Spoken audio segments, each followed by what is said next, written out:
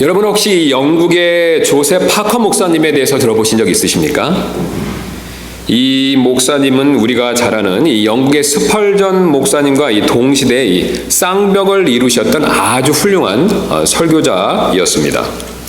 그래서 이 두 목사님이요, 스펄전 목사님하고 이 조셉 파커 목사님이 서로 이렇게 자신의 교회 강단을 이렇게 주고받을 정도로 서로 교환하면서 설교할 정도로 그렇게 아주 유명하신 목사님이셨는데요.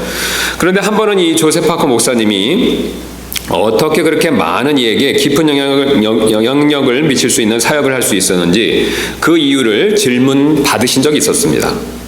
그러자 조셉 파커 목사님이 이런 대답을 하셨다고 합니다.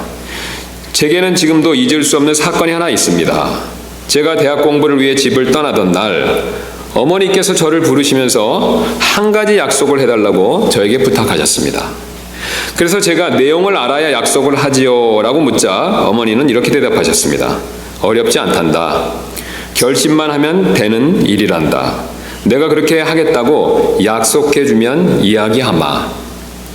저는 한참을 생각하다 결심했고 그래서 말씀해 보시라고 했습니다.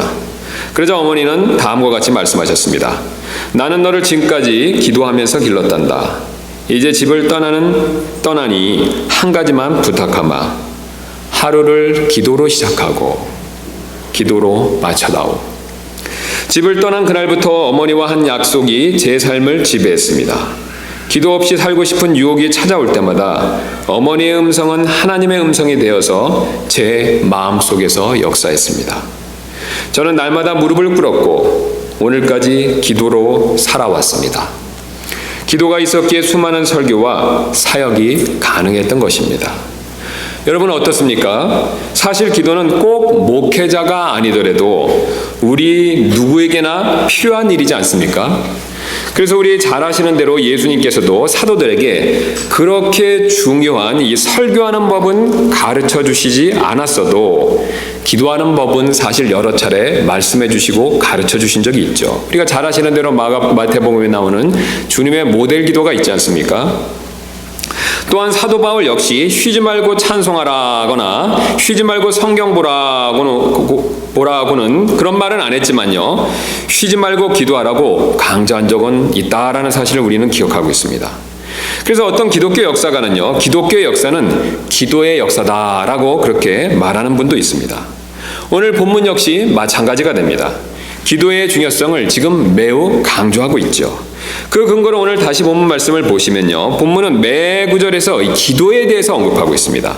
즉 13절부터 16절의 네 구절에 있어서 무려 5번에 걸쳐서 기도에 대해서 말씀하고 있다는 것이죠.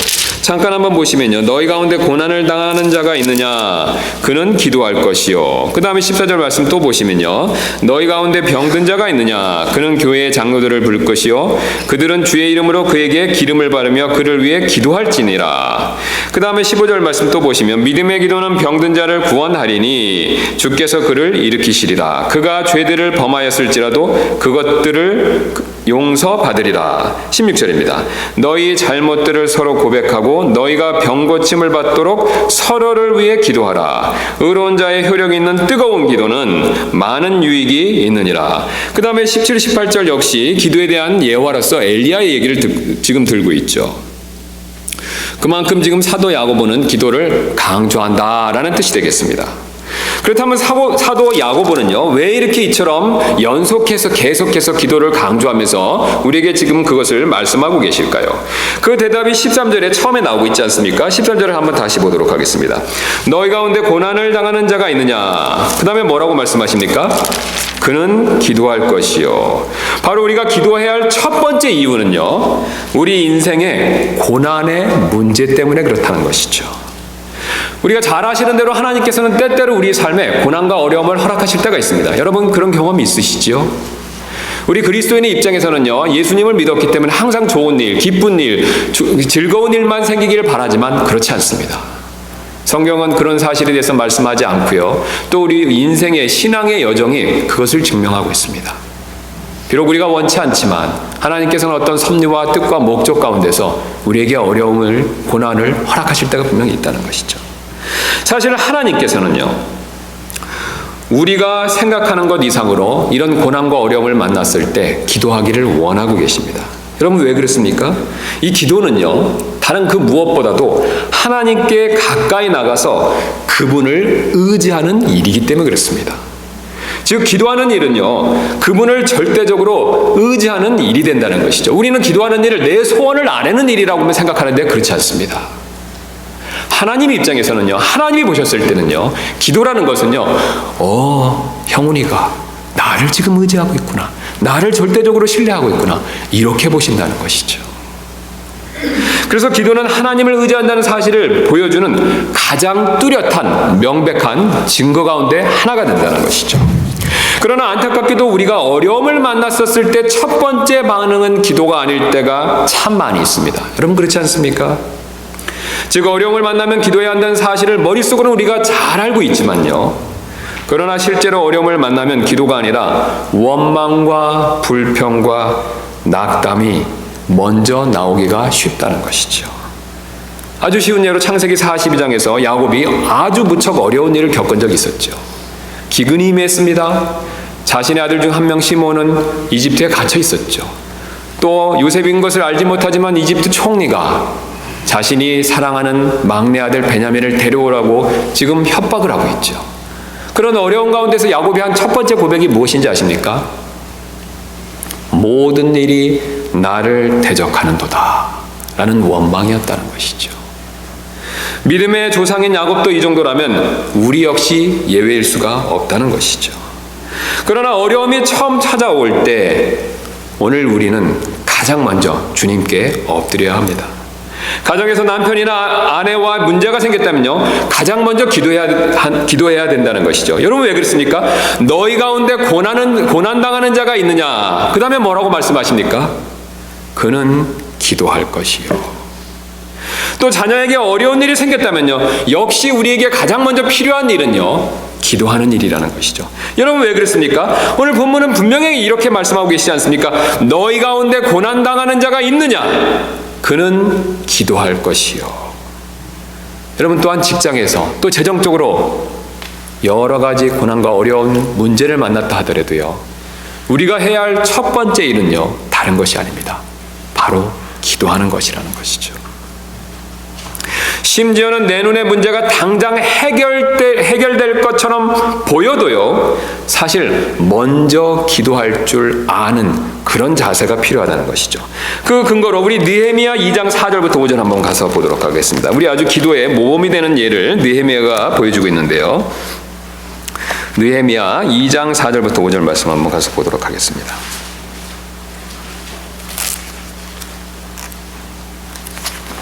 자, 우리 찾으셨으면 제가 읽도록 하겠습니다. 우리가 잘 아시는 대로 느헤미야는 바빌론에 포로로 잡혀 있으면서 아닥사스다 왕의 지금 시종으로 일하고 있죠. 2장 1절부터 제가 읽도록 하겠습니다. 느헤미야 2장 1절입니다. 아닥사스다 왕의 제20년 니산월에 왕 앞에 포도즙이 있었고 내가 그 포도즙을 들어 왕에게 드리니라. 그런데 내가 전에는 왕 앞에서 슬퍼한 적이 없었으므로 왕이 내게 이르되 내가 병들지 아니하거늘 어찌하여 내 얼굴에 슬픈 기색이 있느냐. 이것은 다름이 아니라 마음의 슬픔이로다 하므로 그때 내가 심히 두려워하며 왕에게 아뢰되 왕께서는 영원토록 사시옵소서. 그 도시 곧 내 조상들의 돌무덤이 있는 곳이 피폐하고 그 도시의 문들이 불타 없어졌사오니 어찌하여 내 얼굴에 슬픈 기색이 없사오리까 하매 이에 왕이 내게 이르되 그러면 내가 무엇을 원하느냐 하기에, 여러분 그 다음 구절을 유심히 보실 필요가 있죠. 내가 하늘의 하나님께 기도하고 왕에게 아뢰되. 여러분 지금 아주 중요한 내용을 느헤미야가 가르쳐주고 있는데요, 지금 이 세상 그 당시에 세계 최고의 통치자가 바로 바빌론의 아닥사시다 왕이었죠. 지금의 미국의 대통령 이상 가는 그런 막대한 권력과 힘을 가진 왕이었습니다. 그런데 그 왕이요, 자신의 시종인 잠 맡은 자인 느헤미야가 슬퍼하는 기색을 보이자 그 소원, 그 문제를 해결해 주기 위해서 문제가 무엇이냐고 그에게 질문했습니다. 자, 여러분 같으면 어떻게 하시겠습니까? 그 시점에서 내 문제를 얘기하고 그 해결책을 왕으로부터 도움을 받을 수 있겠죠. 그러나 느헤미야는요, 그 전에 한 가지 한 일이 있죠. 여러분 어떤 일을 그가 행했습니까? 하늘의 하나님께 기도했죠. 하늘의 하나님께 기도하고 왕에게 부탁을 했다는 것입니다. 그는요, 세계 최강국인 바빌론의 왕에게 소원을 말하기만 하면 문제가 해결될 것 같은 그런 상황 가운데 있었습니다. 그러나 그는 지혜롭게도 그 왕보다 더 높은, 아니 비교할 수 없는 하늘의 왕이신 하나님께 먼저 자신의 소원을 기도로 아뢰었다는 것이죠. 느헤미야는 어느 왕의 능력이 더 대단한지 제대로 알고 부탁할 순서를 올바르게 정한 지혜로운 사람이었습니다. 이처럼 우리는 어려운 일을 만나면요, 이 세상 그 누구보다도 능력이 가장 많으신 주님께 먼저 엎드려 기도할 필요가 반드시 있습니다. 그래서 저는 우리가 즐겨 부르는 마라나타 찬송 477장 가사가 마음에 와닿을 때가 참 많이 있습니다. 우리가 잘 아시는 찬송이지 않습니까? 제가 그 가사를 잠깐 읽어드리도록 하겠습니다. 오늘 집을 나서기 전 기도했나요? 오늘 받을 은총 위에 기도했나요? 주님은 우리의 날을 빛으로 인도하리. 앞이 캄캄할 때 기도 잊지 마시오. 여러분, 앞이 캄캄할 때 기도를 잊지 마시기 바랍니다. 사실 우리는 기도가 해볼 수 있는 일을 다 해보고 안 될 때 마지막에 기도를 행하는 경우가 참 많이 있습니다. 여러분, 그러실 때가 많이 있죠. 일단 어려움이 생깁니다. 문제가 생깁니다. 그러면 내가 할 수 있는 모든 것들을 다 시도해보고 안 될 때 그때 엎드리는 경우가 참 많이 있죠. 그러나 오늘 본문은 반대로 말씀하고 있습니다. 오늘 본문 한번 다시 보시기 바랍니다. 13절 말씀 보시면 너희 가운데 고난당하는 자가 있느냐? 그 다음에 뭐라고 말씀하십니까? 그는 기도할 것이요. 너희 가운데 고난당하는 자가 있느냐? 그는 해결책을 찾을 것이요. 라고 말씀하고 있지 않다는 것이죠. 너희 가운데 고난당하는 자가 있느냐? 그는 상담할 사람을 찾을 것이요. 라고 말씀하고 있지 않다는 것이죠. 너희 가운데 정말로 고난당하는 자가 있느냐? 그렇다면 기도하라는 것입니다. 여러분, 왜 그렇습니까? 이 사람이 문제 해결을 위해서요, 아무리 근사하고 정말로 문제를 잘 해결할 것 같은 계획을 세울지라도요, 그 계획을 인도하시는 분은 결국 누구십니까? 주님이시죠. 여러분, 이 사실 믿으시지요? 여러분, 우리가 어려운 일을 당하면요, 우린 자연스럽게 계획을 세웁니다. 어떻게 이 문제로부터 벗어날까? 어떻게 이 문제를 해결할까? 계획을 세우지요. 계획을 세우는 것이 결코 나쁜 것이 아닙니다. 여러분, 그러나 한 가지 우리가 놓치는 점이 있습니다. 우리가 그 계획을 세웠다 하더라도요, 우리 주님께서 그 계획을 이끄시지 않으면요, 인도하시지 않으면요, 그 계획은 허사라는 것이죠. 그 계획은 우리의 문제로부터 진정으로 우리를 구출해주고 구원해줄 수 없다는 것이죠. 우리 잘 아시는 대로 잠언 16장 9절은 이렇게 말씀하고 있지 않습니까? 사람의 마음이 그의 길을 계획할지라도 주께서 그의 걸음을 인도하시느니라. 아멘. 그래서 어려운 일이 생길 때 그것을 해결하려고 아무리 좋은 계획을 세워도 사실 하나님께서 인도해 주시지 않으면 소용이 없습니다. 그러므로 우리는 가장 먼저 기도해야 된다는 것이죠. 하나님께서 지혜를 주셔서 하나님의 뜻에 맞는 계획을 세우도록 기도할 필요가 있습니다. 또한 세워진 계획을 행할 수 있는 능력을 주시도록, 그래서 그 계획이 문제를 해결할 수 있는 효과를 발할 수 있도록 그렇게 우리는 주님께 엎드려 기도할 필요가 있다는 것이죠. 이처럼 기도는 하나님을 전적으로 의지하고 신뢰하는 분명한 표시가 됩니다. 여러분, 이뿐만이 아닙니다. 오늘 본문은 또 다른 사실을 우리에게 말씀해 주시는데요, 우리는 함께 기도해야 된다라는 사실을 강조해서 말씀하고 있죠. 여러분, 왜 그렇습니까? 왜 우리가 함께 기도하는 것이 필요할까요? 우리가 살아가다 보면요, 혼자서는 정말로 감당하기 힘든 어려운 고난의 문제가 찾아올 때가 너무나도 많기 때문에 그렇다는 것이죠. 어떤 문제는 내 힘으로 분명히 감당할 수 있습니다. 그러나 어떤 문제는요, 결코 내 힘으로 감당할 수 없는 그런 문제들도 참 많다는 것이죠. 그럴 때 우리는요, 그런 어려움을 서로 알리고 함께 기도하는 것이 필요하다라고 오늘 하나님께서 우리에게 그 사실을 말씀해 주고 계십니다. 여러분, 우리가 왜 함께 기도하는 것이 필요할까요? 여러분, 다른 이유가 다른 데 있지 않지 않습니까? 바로 우리는 한 지체이기 때문에 그렇다는 것이죠. 여러분, 아시는 대로 발가락 끝에 조금만 눈에 보이지도 않는 그런 가시가 박히면 어떻습니까? 몸이 그것을 알고 참 불편해하죠. 만약 그것보다 조금 더 크게 다쳐서 발가락이 부러지기라도 한다면 온몸 전체가 분명히 큰 고통을 느낍니다.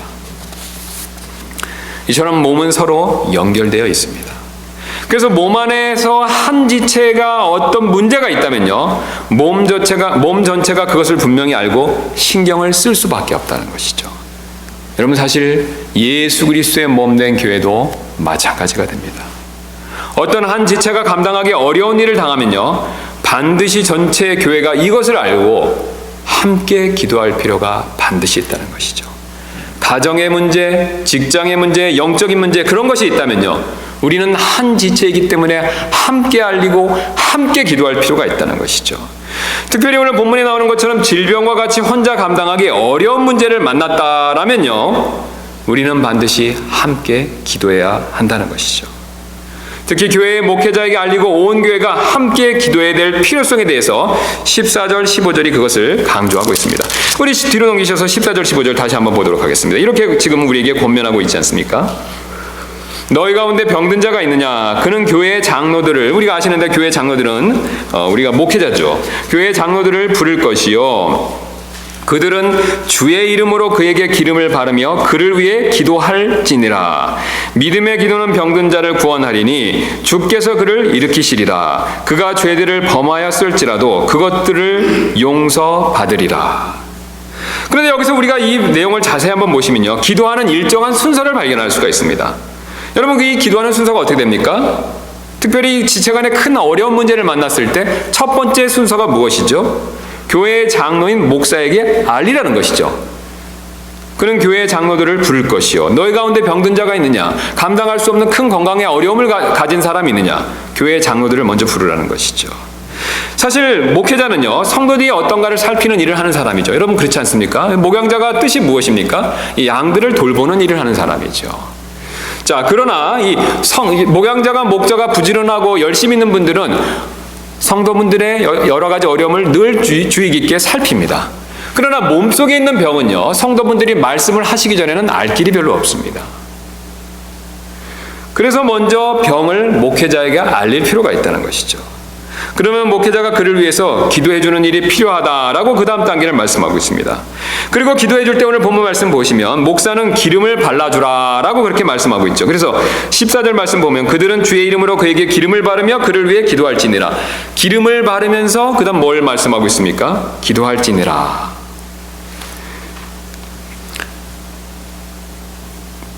지금 이 기도를 할 때 목사가 기름을 발라주라라는 뜻으로 말씀하시는 내용은요, 이 그 당시 목회자가 기도해주면서 치료하는 약도 기름으로서 함께 섰다라는 사실을 우리에게 보여주고 있습니다. 어떤 분들은 물론 영적으로 이 기름을 성령이다라고 해석하시는 분도 있지만요, 뭐 그렇게 해서 영적으로 교훈을 얻을 수 있지만 기름은 정말 기름이지 않습니까? 그래서 실제적으로 그 당시에 목회자들은요, 장로들은 이 성도들에게 기름을 발라주면서 기도했다는 것이죠. 그럼 왜 기름을 발라서 기도했냐면요, 그 당시에는 이 기름이 실제적인 약으로 사용되었기 때문에 그렇다는 것이죠.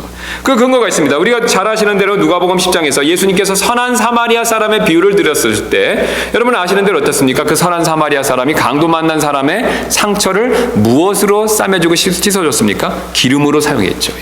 기름을 치료약으로 사용했다는 겁니다. 그러므로 기름을 바르라라는 뜻은요, 치료약도 같이 함께 사용하면서 기도하라라는 뜻이 되겠습니다. 요즘 분들은요, 이 좋은 약을 많이 사용하고 계시기 때문에 사실 약에 대해서 과신을 어느 정도 가지고 있습니다. 여러분, 그러나요, 약이 아무리 좋다고 해도 병이 무조건 다 낫는 것은 아니죠. 여러분, 그렇지 않습니까? 현대의학이 발달해서 좋은 약이 넘쳐나지만요, 그 약을 바른다고, 그 약을 쓴다고 모든 병이 만병통치약으로 다 낫는 것은 아니라는 것이죠. 심지어는 의사가 명의다라고 하더라도 무조건 나을 수 있는 것은 아닙니다. 여러분, 왜 그렇습니까? 오히려 사실 사람의 생명과 건강은요, 하나님 손에 있기 때문에 그렇다는 것이죠. 그러므로 하나님께서 허락하셔야만 약이나 의사의 손길을 통해서 건강이 회복될 수 있다는 뜻이 됩니다. 일례로 이 히말라야의 슈바이처라고 불리는 강원희 의료 선교사님이란 분이 계시는데요, 이분은 상당히 그 유명한 외과 의사셨지만 이 모든 것을 뒤로하고 30년간 네팔, 방글라데시아, 그다음에 스리랑카, 에티오피아에서 의료 선교를 하신 분이십니다. 그래서 이분의 일대기가 영화로 이렇게 만들어졌을 만큼 상당히 헌신적으로 의료 선교를 하셨던 의사분이신데요. 이분이 다음과 같이 말씀하신 적이 있었습니다. 우리 의료 선교사들끼리 이런 고백을 합니다. 우리가 의사로서 정확히 진찰하고 수술도 잘 할 수 있습니다. 그러나 수술하고 꿰맨 자리를 아물게 하는 것은 누구입니까? 어떤 분들은 몸 스스로가 낫게 만든다고 믿습니다. 그러나 그 몸에 생명을 주시고 지금도 그 생명을 붙들어 주셔서 나을 수 있는 힘을 주시는 분은 바로 하나님이십니다. 의사는 의술로서 도울 뿐이지 실제로 낫게 하시는 이는 바로 하나님이십니다. 그래서 우리가 파송한 포항 설림병원에는 다음과 같은 문구가 적혀 있습니다. We care, God heals. 무슨 뜻입니까, 여러분? 의사는 돌보고 치료는 하나님이 하신다라는 뜻이지 않습니까? 이처럼 낫게 해주시는 분은 바로 하나님이십니다. 여러분 왜 그렇습니까? 이 생명을 주신 분이 하나님이시죠. 이 생명을 유지시켜 주시는 분이 누구십니까? 하나님이시죠. 그 생명을 유지시켜 주시는 하나님이 바로 약과 의사의 손길을 통해서 우리의 병도 필요하다면 낫게 해주신다는 것이죠. 그래서 오늘 본문은 우리가 약을 쓰더라도 반드시 함께 기도해야 된다라는 사실을 분명히 말씀하고 있습니다. 그런데 오늘 본문은요, 한 가지 사항을 추가해서 말씀하고 있죠. 16절 다시 한번 보시면요. 너희 잘못들을 서로 고백하고 너희가 병 고침을 받도록 서로를 위해 기도하라. 의로운 자의 효력 있는 뜨거운 기도는 많은 유익이 있느니라. 지금 병 낫기를 기도할 때 먼저 무엇을 경고해서 먼저 무엇을 전제 조건으로 말씀하고 계십니까? 죄를 고백하는 일이 필요하다는 것이죠. 지금 본문이 말씀하는 바를 정확히 이해하기 위해서요, 우리는 먼저 이 성경에서 말하는 질병의 원인에 대해서 잠깐 먼저 살펴볼 필요가 있습니다. 이 성경은 질병의 원인에 대해서 크게 4가지를 말씀하고 있는데요. 제가 그 4가지 내용을 주보에 넣었으니 잠깐 주보를 봐주시면 감사하겠습니다.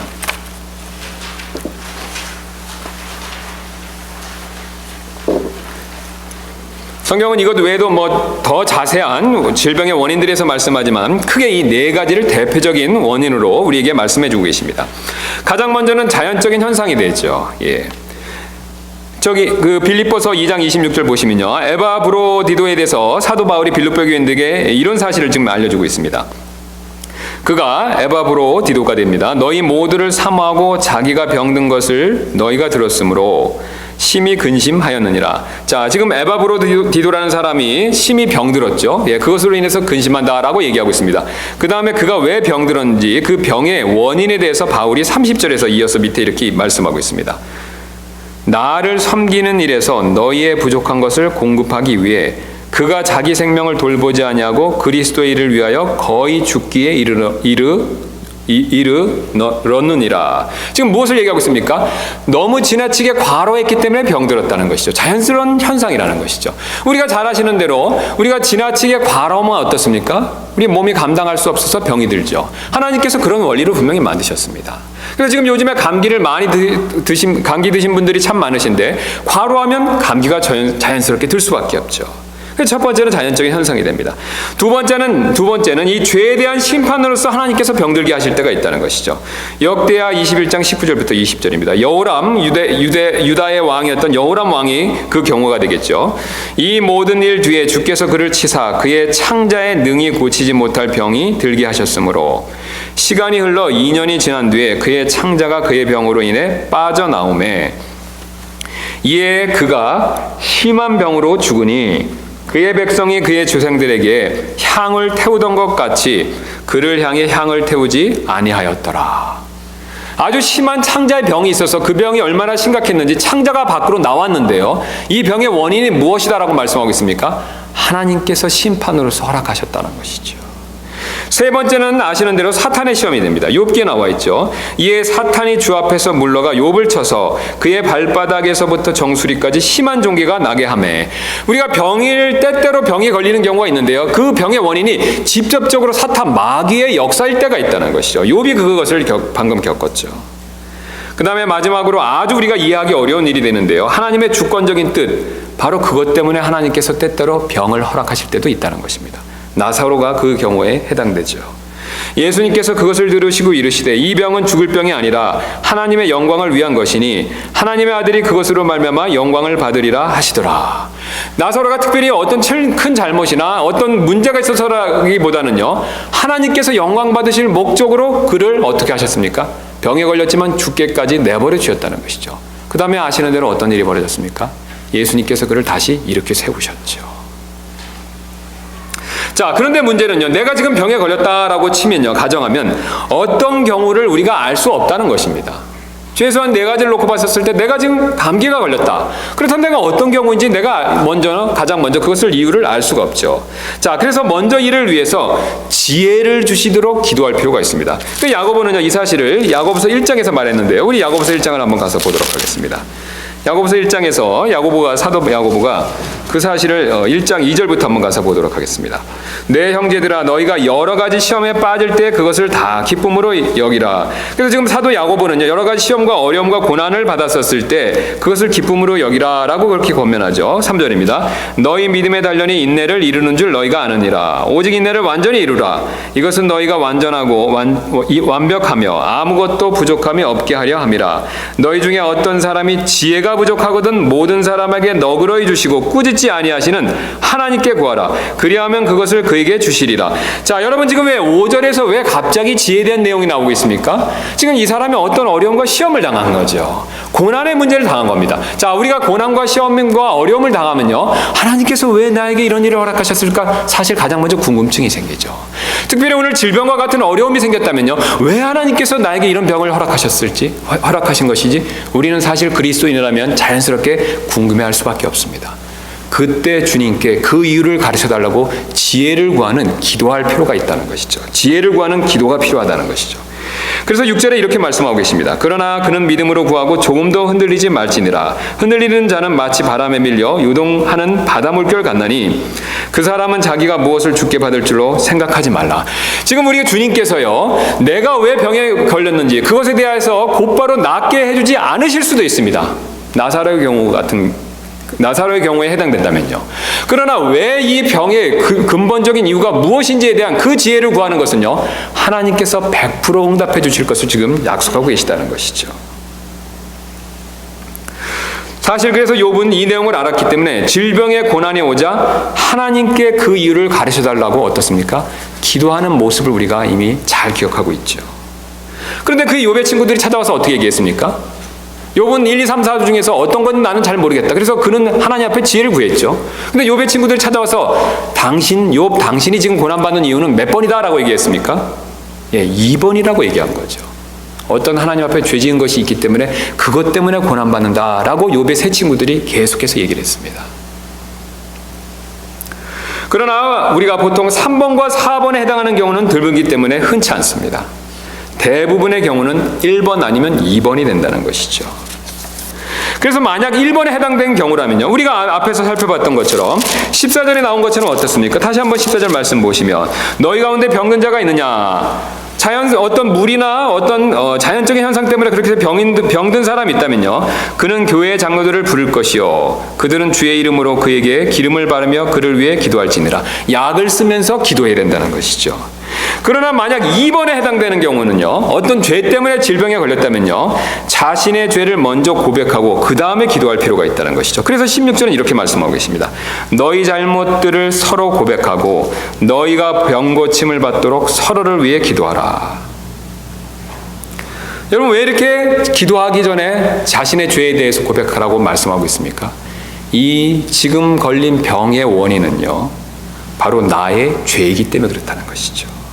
그래서 자신의 죄를 인정하고 하나님께 고백하는 일이 먼저 있어야 된다는 것이죠.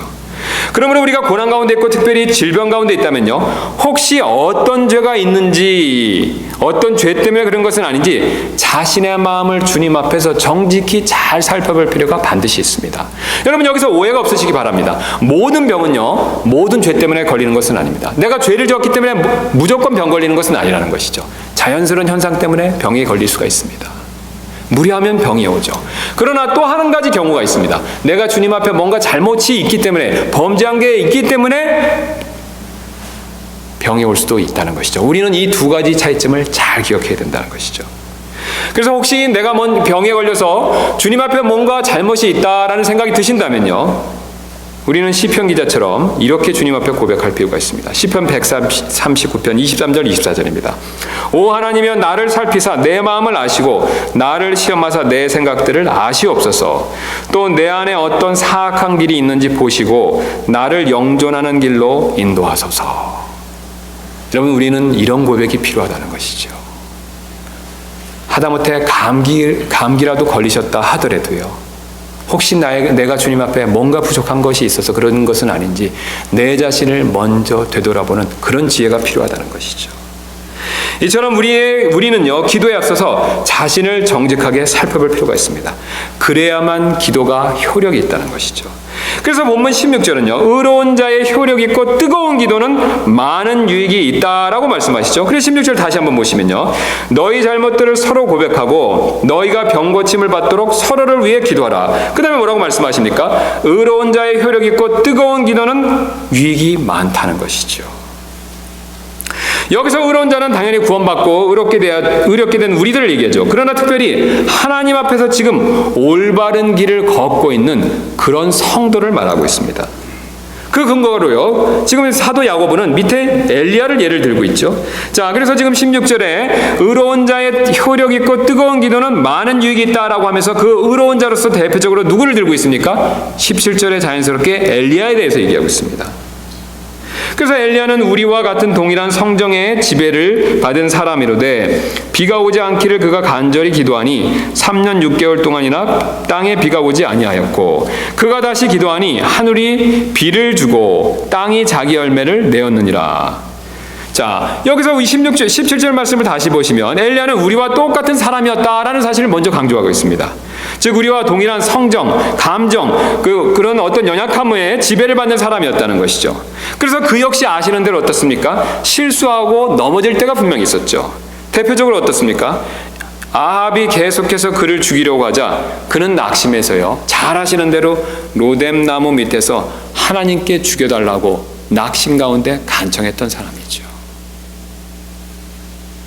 그러나 여러분, 놀랍게도요, 그가 그렇게 낙심에 빠진 그 앞서서는요, 주님을 따라 걸었었을 때 그는 놀라운 기도의 능력의 용사였다는 것이죠. 바로 그가 기도하자 오늘 본문에서 17, 18절에서 말씀하시는 것처럼 3년 6개월 동안이나 비가 내리지 않았다는 겁니다. 또다시 그가 기도하자 하늘에서 비가 내렸다는 것이죠. 우리가 더 잘 아시는 대로 갈멜산에서 바알의 선지자들과 싸울 때 어땠습니까? 그가 기도하자 하늘에서 불이 내려왔다는 것이죠. 열왕기상 18장 37절부터 39절은 그 사실에 대해서 이렇게 말씀하고 계십니다. 오 주여, 내 말을 들으소서. 내 말을 들으사 주께서 주 하나님이신 것과 또 주께서 그들의 마음을 다시 돌이키신 것을 이 백성이 알게 하소서 하매. 이에 주의 불이 내려와서 태우는 희생물과 나무와 돌들과 흙을 태우고 또 도랑에 물을 핥음으로 온 백성이 그것을 보고는 얼굴을 대고 엎드려 이르되 주 그분은 하나님이시로다. 주 그분은 하나님이시로다 하니라. 여러분 어떻습니까? 놀라운 기도의 능력을 보여주고 있지 않습니까? 여기서 우리는 아주 한 가지 중요한 교훈을 배울 수 있죠. 바로 엘리야처럼 능력 있는 기도의 비결은요, 다른 데 있지 않습니다. 바로 거룩한 삶에 있다는 것이죠. 여러분, 제가 목회자로서 많은 분들이 함께 기도하다가 이렇게 원망하는 말씀을 들을 때가 참 많습니다. 목사님, 하나님께서 제 기도를 들어주지 않을 때가 너무나 많습니다. 제가 간절히 기도했는데요, 하나님께서 제 기도를 외면하실 때가 너무 많습니다.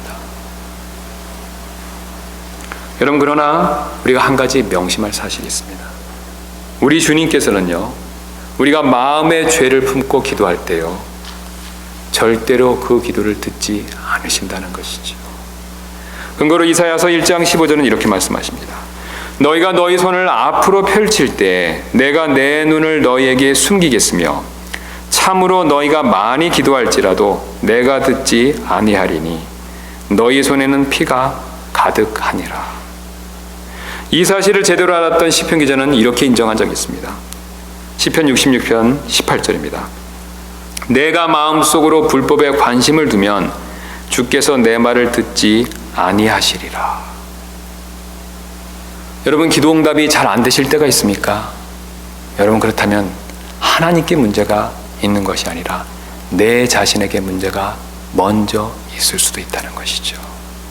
주님과의 관계에서 정말로 엘리야처럼 거룩한 삶, 그런 삶을 살고 계신지 내 스스로를 먼저 살펴볼 필요가 있다는 것이죠. 그러나 우리가 죄를 멀리하고 엘리야처럼 거룩한 삶을 산다면요, 그래서 오늘 본문이 말하는 것처럼 바로 의인의 효력 있는 그런 기도를 한다면요, 주님께서는 그런 기도를 들어주실 것입니다. 특별히 자신의 죄를 고백하고 겸손하게 간구할 때 하나님께서는 그런 기도를 분명히 들어주실 것을 약속하고 계십니다. 한 분이 다음과 같이 기도한 적이 있었습니다. 제가 이 기도 내용을 한번 그대로 읽어드리도록 하겠습니다. 주님, 일이 잘 풀려 나갈 때 저는 주님을 잊고 살 때가 참 많았습니다. 반면 일이 잘 안 풀릴 때는 삐뚤어진 아이처럼 주님께 불평할 때도 참 많았습니다. 성공은 제 공이었고 실패는 주님 탓인 것처럼 행동했습니다. 두려움이 아침 안개처럼 걷히면 저는 혼자서도 잘할 수 있고 제게 있는 물질과 능력으로 만사를 해결하기에 충분하다고 생각했습니다. 그러나 인생에 태양이 비칠 때에도 저는 주님이 필요합니다. 그래야 폭풍과 어둠이 몰아칠 때 주님을 더 간절히 찾을 수 있기 때문에 그렇습니다. 친구들과 동료들이 저를 인정하고 칭찬할 때에도 저에게는 주님이 더욱더 필요합니다. 그래야 제 마음이 부풀지 않기 때문에 그렇습니다.